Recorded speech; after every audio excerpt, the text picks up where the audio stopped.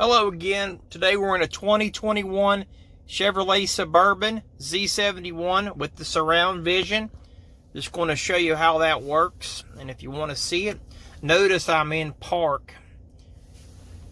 I'm going to swipe over to where it says camera, and what's great about this, you have all these views.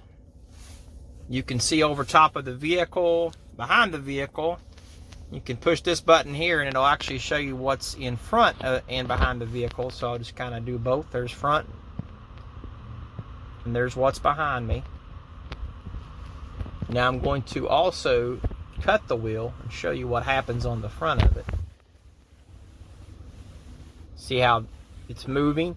This outside line is going to show you what you're going to hit. So if you're going to hit another car, and you can go through these views and change it. That's a kind of a zoomed in view where you see your tires, where they're lined up. And I'll go ahead and push that again. You can see the back of the vehicle. I call this the curve view. You can actually see your tires and your back tires. It's a hitch view. That'll go over if you're towing. And then these are your guidelines, turns them on and off. That's your composite view of where everything's at. So, pretty cool.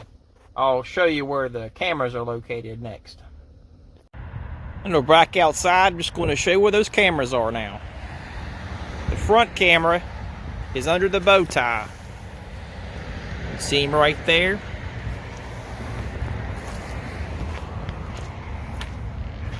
The side cameras are located right on the mirror corners. There he is, right there. Kind of see him out, and then I'll go to the back. And there's your back camera. And all those work in concert to give you that composite image.